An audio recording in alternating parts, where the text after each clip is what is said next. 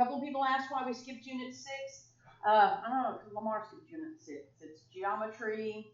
We got plenty of other fun things to cover this year, so if y'all are okay with that, we're just going to let that one go. Okay? All right, so probability. What do y'all know about probability? It's like a chance. That's a good definition. It's a good explanation. Where's my favorite pen? The probability is the chance of something that.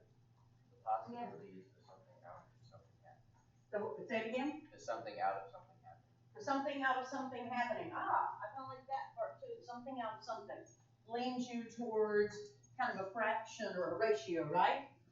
Okay. Lots of vocabulary here. So if you're a highlighting person, if it helps to highlight things so that they stand out, especially because Unit 7 is one that has a vocab matching thing coming up in your future, then probably the probability of seeing lots of these words on it is pretty high. So I am not even going to put a due date on the CMHW because we're just going to pour out notes today and we'll discuss assignments when we return from Thanksgiving. All full and happy and thankful and ready to go, right?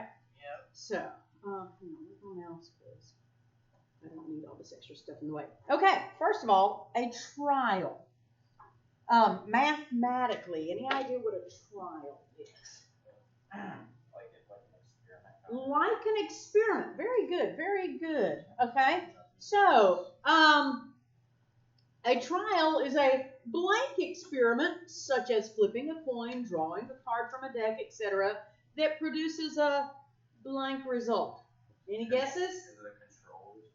Nice try. That would actually be a good word to fit there, but not at all. Yeah, nice try, though. Is he in the ballpark? Nah. Yeah. So it's just he's thinking way too hard. Are both of the words defined the same? No. Okay. A control. It's a probability experiment. I told you were thinking way too hard. Doesn't sound right. It did sound good though, didn't it? It's a probability experiment. Easy stuff. That produces a blank result. This one's going to make sense when you hear it, but oh, well, it's going to make sense right now because that is the word. Dun dun dun dun dun dun. Dun. Random experiment. Fun stuff. Fun stuff. Oh, good. These always usually come after I leave, and then I'm like, I'll just wait till later. But no, I am Thanksgiving full. I know. Have a lovely holiday yourself. What's that? Bonus. Woo! Yes. All right. A random result. Let's bust out the candy. I don't know what happened to the chocolate. I think there's chocolate elves or something. Take the chocolate. They're not taking a peek on the series. Okay. Boy, don't be a candy bully over there. Okay. A random result. Okay? Good thinking. All right. So, outcomes. The blank, individual blank of a trial. The result. Second one is results. Very good. Okay. So what do you think the first one is?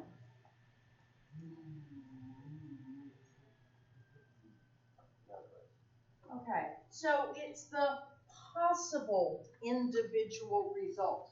So when we talk about the outcomes, you've got to think of everything that could possibly happen. Okay?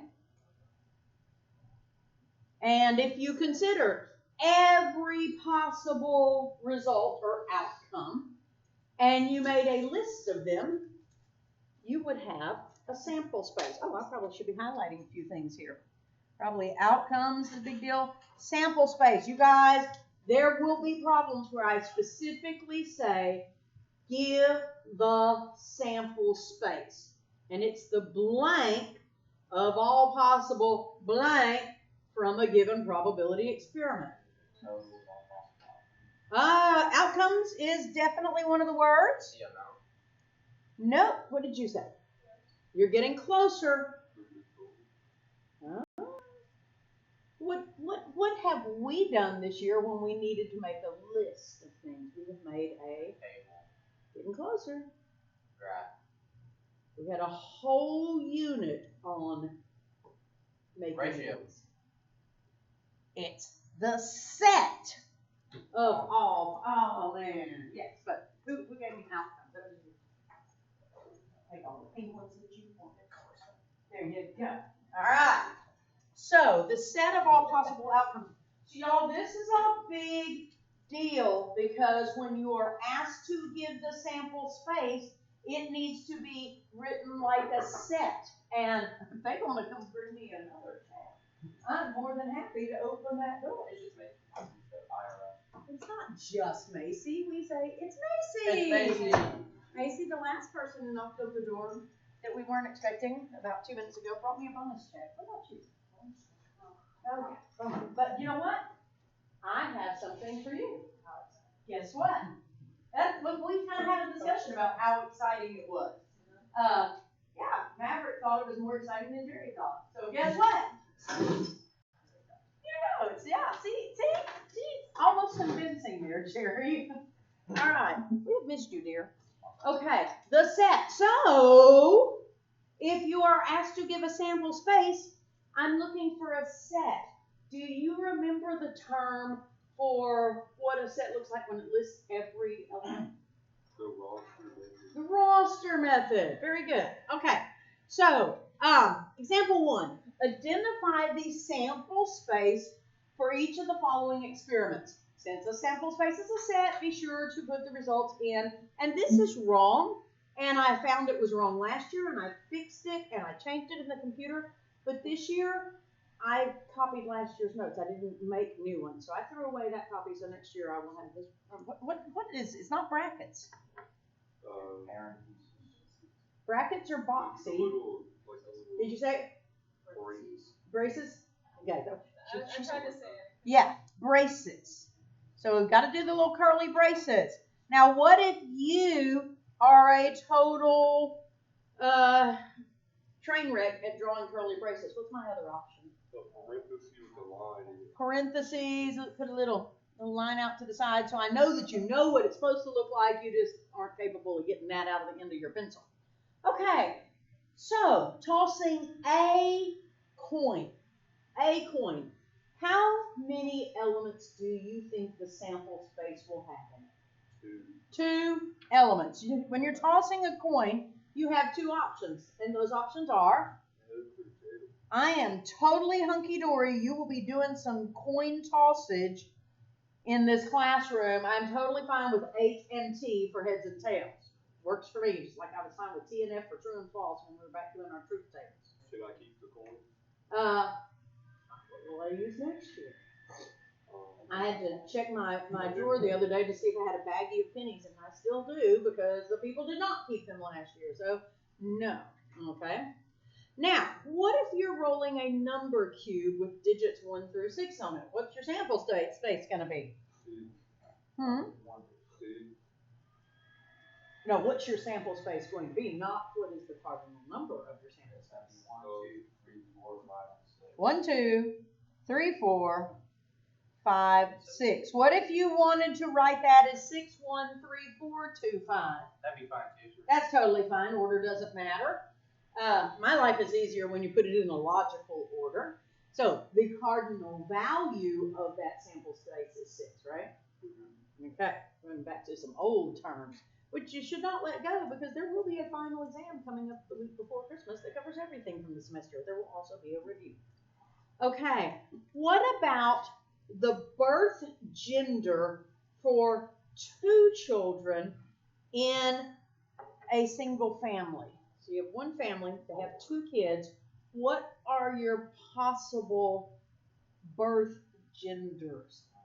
Male or female? Okay, I'm going to go with B and G for boy, girl. Okay, but this family has 2 children. So what's one possible outcome?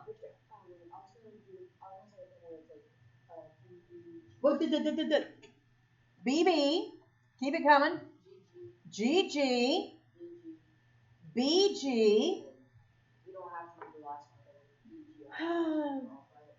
You know, that's almost debatable, but I think in this case we do have to consider the orders in this case. So GB is on my list, but I don't think the wording, and I'm pretty sure I got this one from the book, I don't think the wording was as good as it could have been here. So it could say the birth order for two children, but you want to know the gender too, So anyway, probably could have been worded better, but yeah, in our case, this is what they wanted because that was a different possibility. And we will talk in this chapter about when order matters and when order doesn't matter in more specific things.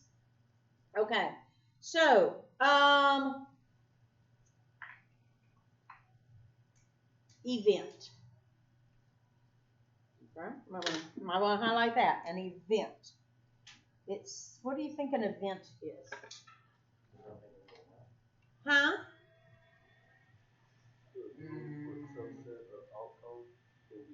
A group or subset of Possibilities. It's actually outcomes. So you got that one, buddy. In the sample space. Okay, sample space was pretty easy. Several of y'all got that one. You got outcome for me. I heard the sample from you, but I think I heard it whispered from somebody else. You heard it from Rebecca. Was it? Oh, I heard Rebecca. Did anybody else say sample? Okay, sample space. So when I'm saying that, what we'll do is, as you're doing probability problems, they may give you something like, find the probability of, and so, we're going to talk about probability here. Well, let's go ahead and get this definition because this one relies on event. Okay, so event will make a little more sense when we show it in context of probability. So the blank that an event will occur. The probability is The amount. you get a little bit closer. Okay, it's the one more thing. The chance. That's pretty close to the meaning of the word that I'm going with. It's the likelihood. So I think of all the words y'all threw out. Chance is the one. The probability is how likely is this event going to occur? How likely is it to occur? So we will see problems like, if I go back to this guy with our birth gender, we have a sample space, right? Okay, but I might ask you, what's the probability out of all the different possibilities? What's the probability that we get a girl and a boy? 25%. Are you sure? Now, this one is not ordered. This is just we're getting a girl and a boy as our final results. That one's a girl, one's a boy. So, probability is expressed as a blank with a value between blank and blank inclusive.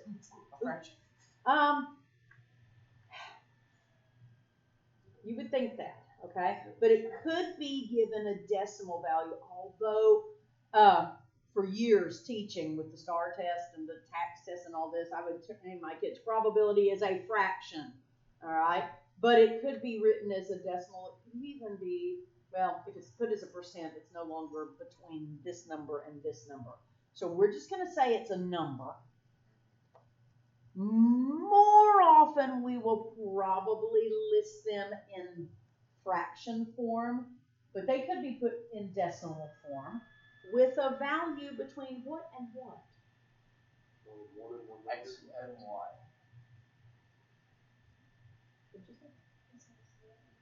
It's 0 and 1.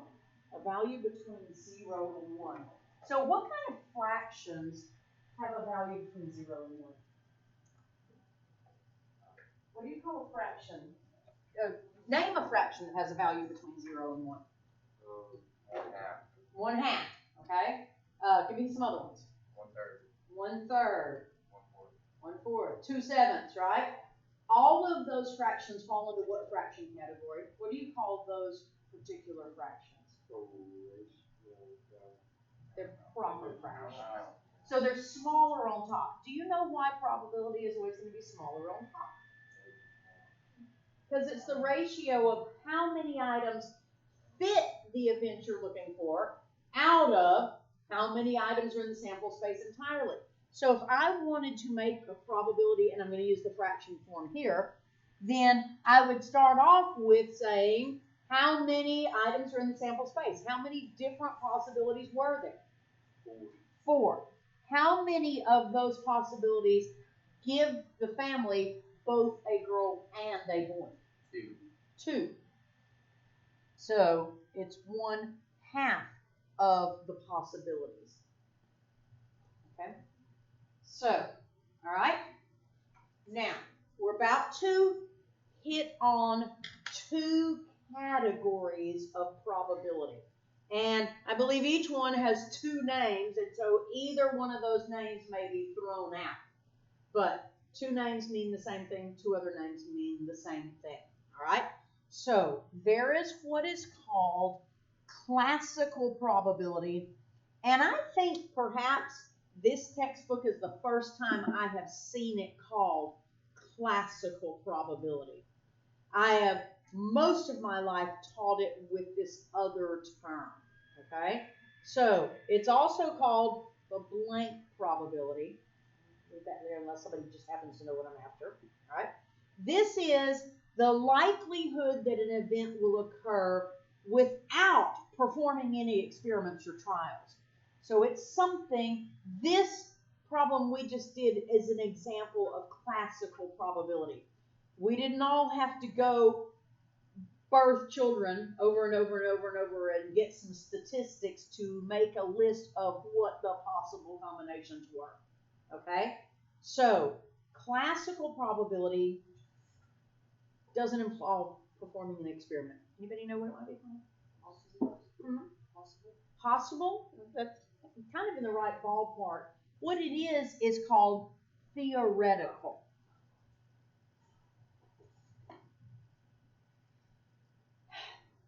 I often say that I am more of a theoretical mathematician. I like to do math for the sake of doing math, but I don't necessarily like applied math.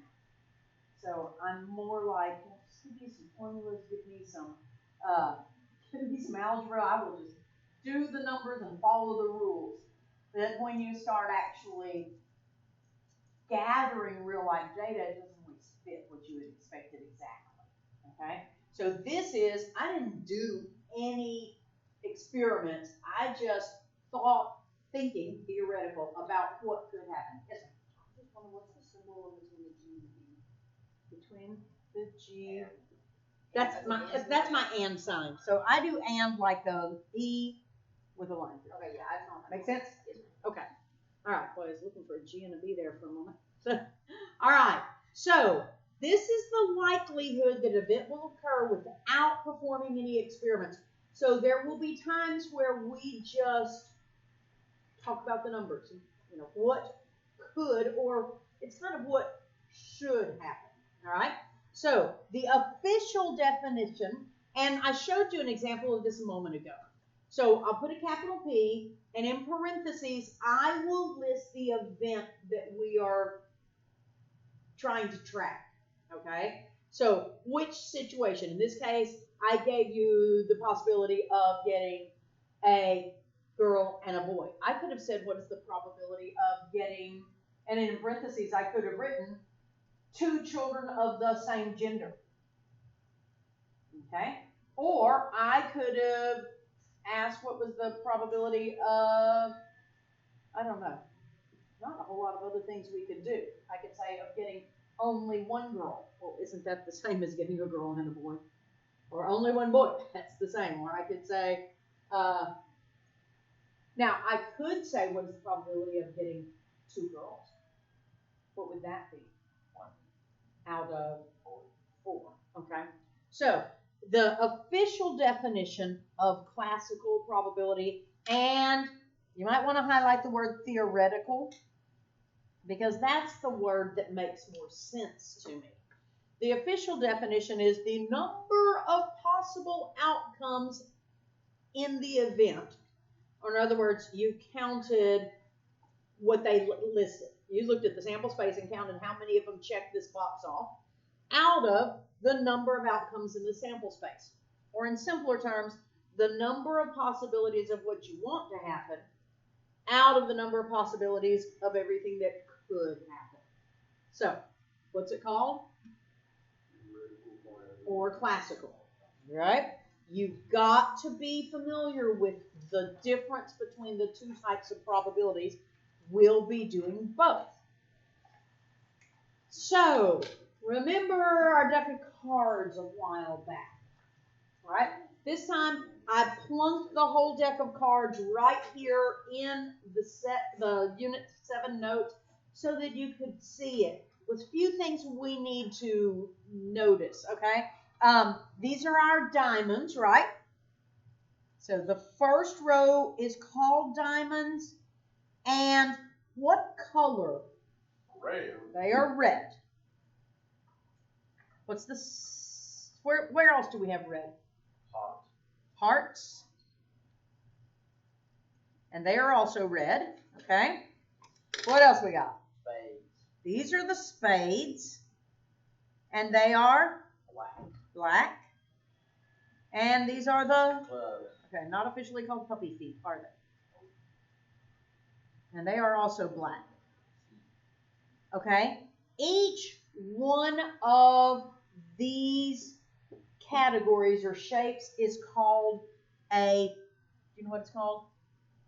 Like if I talk about all the diamonds versus all the clubs, what do you call this whole set? Just all the diamonds.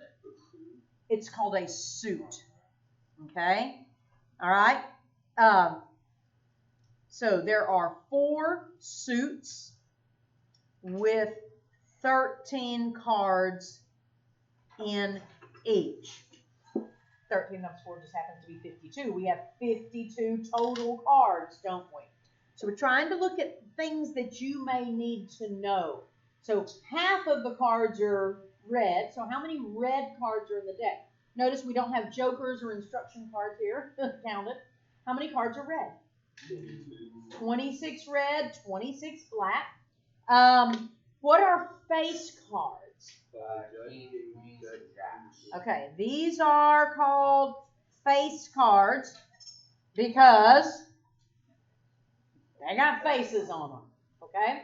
So they may say, what's the probability of drawing a face card or something like that. So we can do a lot of theoretical, or what's the other name for theoretical probability? Classical probability using a deck of cards, and this is like the classical example. Lots of different things. I could say you draw a card from the deck. What is the probability that it is a 2? Well, what is the probability that you would draw a 2 out of the deck? 4 out of 52. In many cases, these will simplify. All right? Or we could say it would simplify to 1 out of 13 because doesn't each suit have 1 out of 13? That is a number 2. Okay, so let's play a little bit with some of these. A little bit with our theoretical or classical probability. All right? Now, I want you to note, Carson, took me a minute. Young Carson has actually pulled a deck of cards out of his backpack. So if I were asking what happens with Carson actually playing with the cards, would that be theoretical probability? No. All right, so that's going to be our other category, which maybe we'll get to that name this period. All right, let's try some of them out. First of all, I'd like to write it in probability notation. So find the probability of the events. Be sure to write the ratios in lowest terms. So the word problem for letter A says, what is the probability that you draw a red card? That's a long way. How can I write that in notation a little more quickly? What can I write? What am I going to write a lot of times when I want to say what's the probability of? Not P equals, capital P for probability of, and I will put the desired event in parentheses. So What's about the most efficient thing I could write in those parentheses? Red card suit. Okay, how about just red? Because we know we're dealing with a deck of cards here, right? So what's the probability of a red? So if you do not simplify it, and you're talking out of all 52, 26 of them are red, right? 13 plus 13, 26. You may not need to write this down because it may be complete and total sense to you that half of them are red. Do you agree with that? Yes. Okay. Don't leave it unsimplified though. You've got a calculator that just loves to simplify fractions. Take advantage of it because I will whomp off a point if you don't simplify your probabilities. All right. The next question. What is the probability that the card you draw, bless your little heart, is a diamond? So how would I write that? What would my notation say? Diamond. Okay, diamond. Okay. So, officially, how many diamonds are there? 13. 13. Out of all 52, will it simplify? Yeah. Can anybody simplify that without a calculator? 1/4. 1/4. Now, how did you do that so quickly? These are not super common numbers. Because there's 4 of them. Yeah, there's 4 suits. 1 out of the 4 suits is the suit of diamonds. Okay, what's the probability of drawing a face card? 12 over 52. Do you think that will simplify? Yeah. Okay, either using just your head or your... 3 over 13. I got a vote for 3 out of 13. How do you feel about that? Yeah. Y'all look at each suit. Each suit has 13, and each suit has 3 face cards out of the 13, right? Wow. Okay. Final probability. Oops. Do not put an equal sign there. Doesn't belong. What should I be putting there? Can't see it anyway. No, you can't see it anyway, so you never saw it. There is no evidence. All right? What should I be writing after this P? Because I obviously didn't write something else. A parentheses. And what am I going to write in there? Spade. Not just a spade, but a red spade. 0 out of 52. There are 0 red spades out of 52, so my probability is 0. Okay? Back to our definition of probability. It's a number. Did we box numbers here? Frequently, we will write our numbers in fraction form. And if they are in fraction form, if they simplify to a fraction, it will be a proper fraction with a smaller number on top. We had ratios a couple of units ago, and ratios could be larger on top. A probability cannot be larger on top. I am not going to have the probability of getting 5 out of every 4 cards being diamonds. Okay? So, it did say that it was a number with that has a value between 0 and 1. Why did the word inclusive go there? Okay, the answer. You could get a 0. You could get a 1. If I just say between, then you don't include those numbers.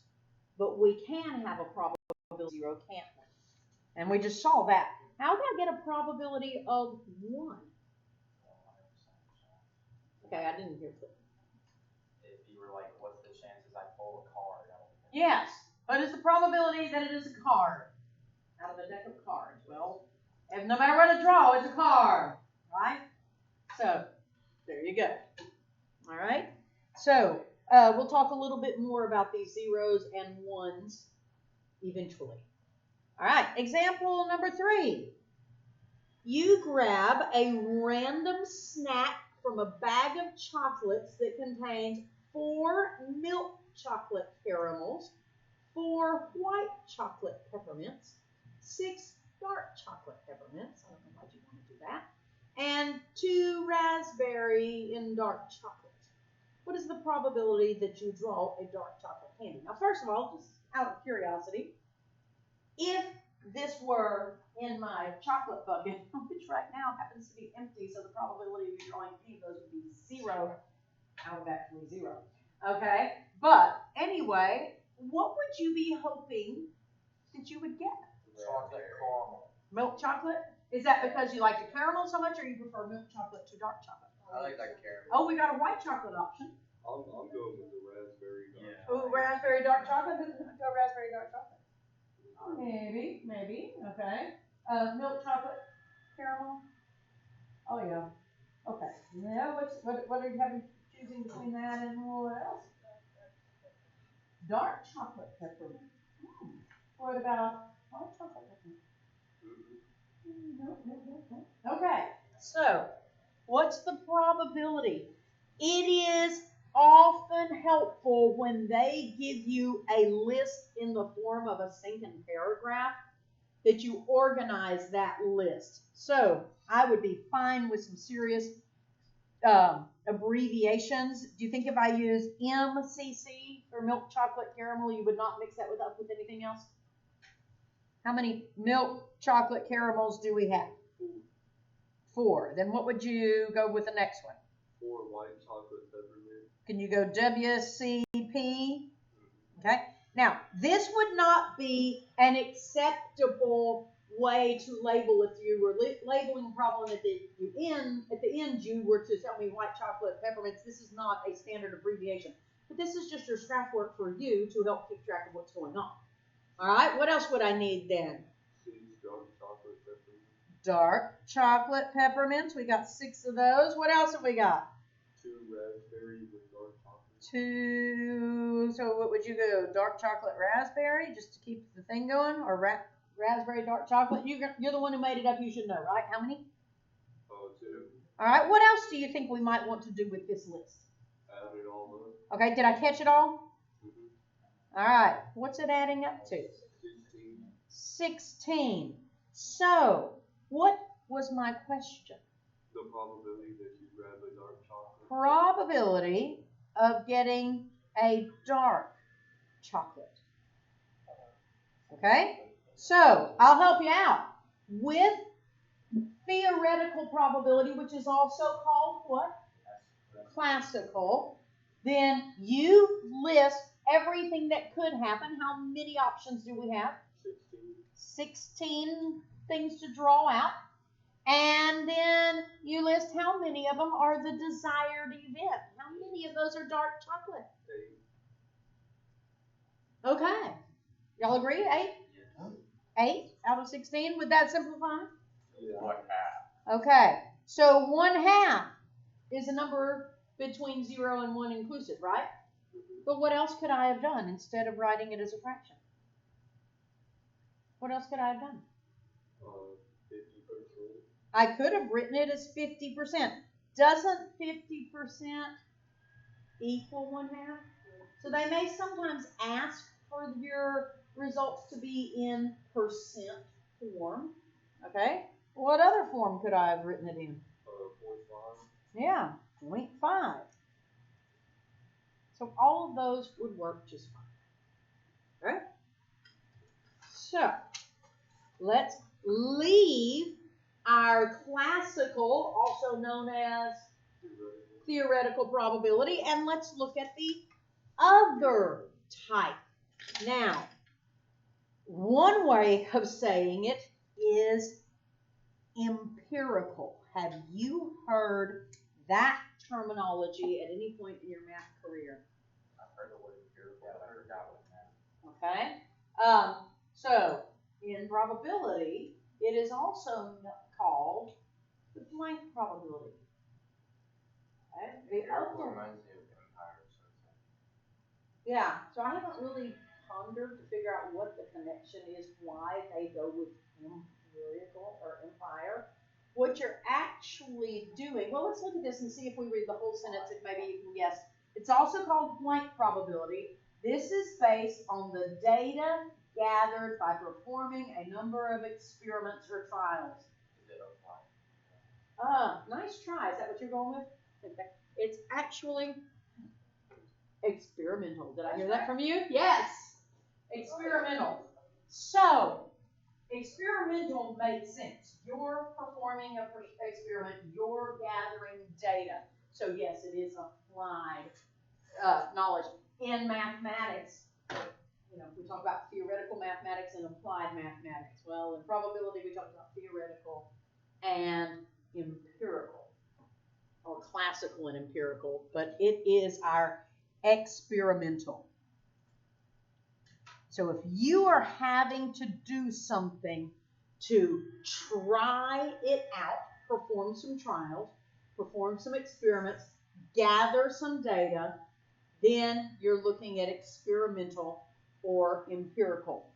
Might help you to keep in mind that both of those start with the letter E, so the two E's belong together. So there is such a thing as the law of large numbers.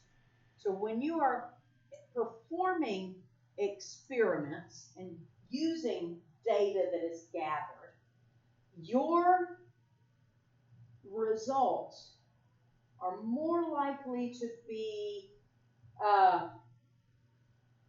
helpful in predicting the future if you've gathered lots and lots and lots of data. So I'll tell you what, I have been for the last 24 hours at least, maybe 48 hours, watching the weather like crazy. Because for the most part, for 11 out of my 12 grandchildren, Christmas this year is an event. It is, we form memories. Those 12 grandchildren got toys and stuff coming out their ears, and, you know, any new gadget that they want, Santa's going to probably provide. So what I've been doing for a lot of them is I make a memory. So for my two oldest granddaughters, the other night we went to the Lutcher Theater and watched A Christmas Story, the musical. Huh? McKenna was there. It was incredible.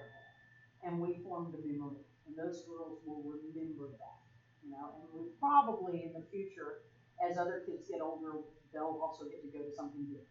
I knew the next kid behind them were a couple of boys. I knew they wouldn't appreciate it enough to justify buying a $100 theater ticket for them.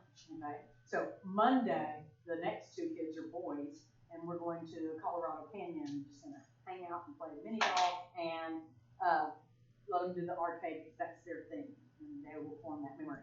Tonight, my youngest son and his family were supposed to go to the Houston Zoo to do the Houston Zoo lights and dinner. So that family has chosen to do a memory now for 6 years in a row. So every Christmas, those little girls know, you know, that new baby boy here, that he's going to be passing with lights. They know that their Christmas gift from Nina is an event. It's a memory. You know, sometimes it's an outdoor event, sometimes it's an indoor event. So we've been watching the weather. This is outdoor. So how do the weather people predict the weather? How does that work? Seasons. Yeah, I mean radar. I mean you can see the radar, but the radar isn't seeing into the future, is it? So it's collecting data. All of your weather reports are the result of empirical probability. They are predicting based on the seasons and the data, and when the humidity is this, and the prevailing winds are doing this, and it's this time of year, and blah, blah, blah, blah. They're putting it all together to make predictions. Well, that ability has become really good in the last 10 or 15 years because they have computers that can analyze that data very well.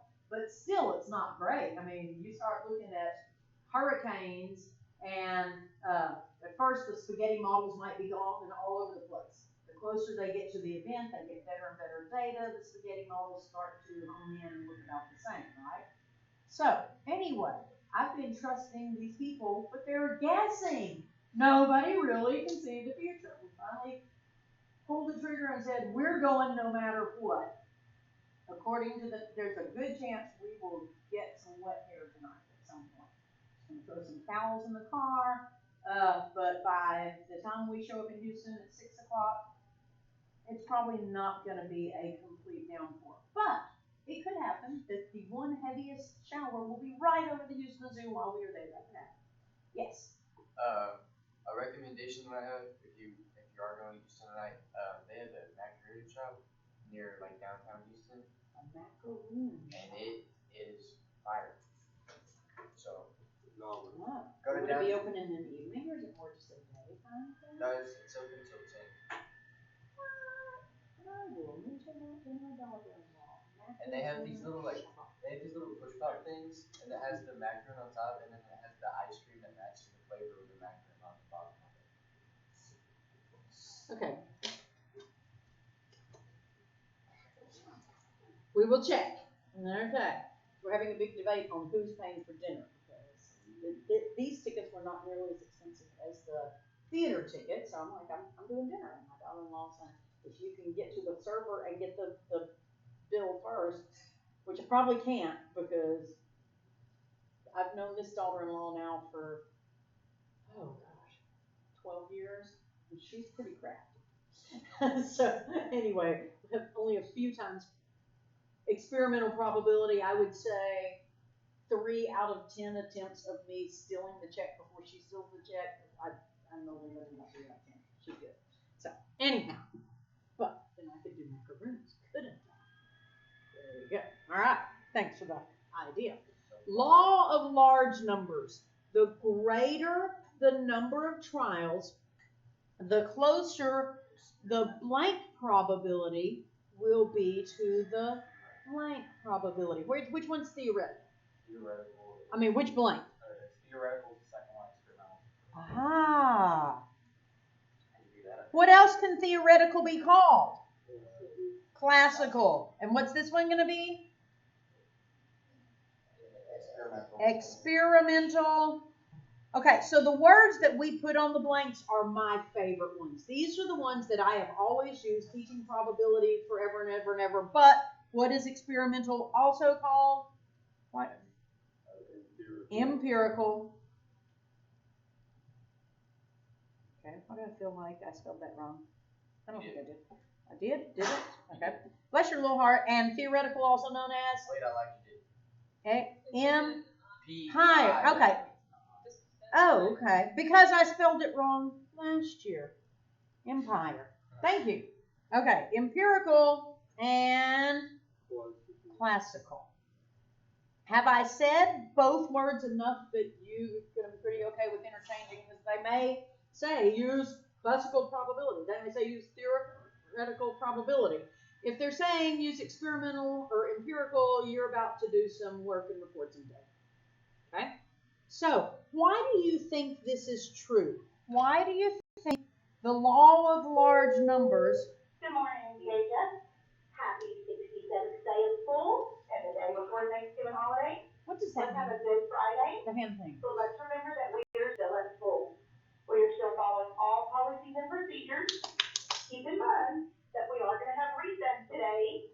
High school recess Probably in the is rain. going to be Possible. during the 7th period. And junior high recess is going to be during the 6th period. To earn recess, you have to be on your best behavior today. No physical referrals to the office. You already said we had Teachers, we're also playing a little game today.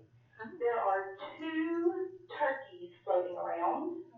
2 turkeys are floating around. Living, frozen, or a little piece of paper The picture? first turkey is starting with a junior high teacher. The second turkey is starting with a high school teacher. And so, as you're greeting teachers and saying hi and telling each other to have a good Thanksgiving, make sure you ask, do you have a turkey? The 2 people that end up with a turkey at the end of the day get a prize. That won't be me. My prize Also, is students, I remember that we will have Chick-fil-A lunch. If you pre-ordered on School Bus, we'll have that list when you get in line. If not, if you didn't pre-order, we're taking cash today. A Chick-fil-A sandwich, chips, and a drink for $10. You can buy extra sandwiches for $6. There will also be chips, drinks, and a candy bar for $2. Okay, everybody, have a great Friday. They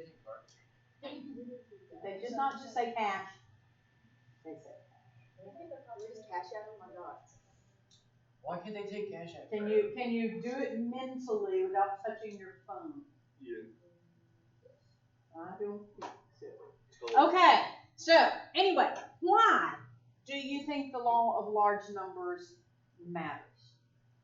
Well, like, if you flip a coin like 100 times, it's like, it starts getting like less likely that you're gonna keep flipping one like in a row. It's kinda hard to like explain. But, like, the more trials you have, it just evens out. Yeah, I mean, the more data you gather, the better picture you have. If the weather people were only gathering data from the last 4 years on November 21st, are they likely to have a great prediction? So the more data they feed into their computer bases, or before they had computers, the more likely they are to start representing something that will match theoretical. Yeah, I mean, classic. Can I get extra credit if I flip the coin 1,000 times to write down all the information? You will be flipping some coins in here. I don't have to be 1,000 times. I'll do it over the break. Is that the end of the period? Wow, time flies when you're having fun. Flip a coin 1,000 times. I would do it like 10,000 times. Like, or like, All right, we back will in the gap. continue this Water with next the week. PK. Okay. Oh, I'm looking for the finishing notes, and I can't think beyond finding that sticky note. Now my brain is clear. Alright, did you get your worksheet? So I got 4 incorrect? In under 24 Good, hours. good. And you'll win $50,000. Oh, I need to start my data. Did we get? So- Flipping a coin 1,000,000 times. Flipping a coin 20. Can't stop the recording. Okay.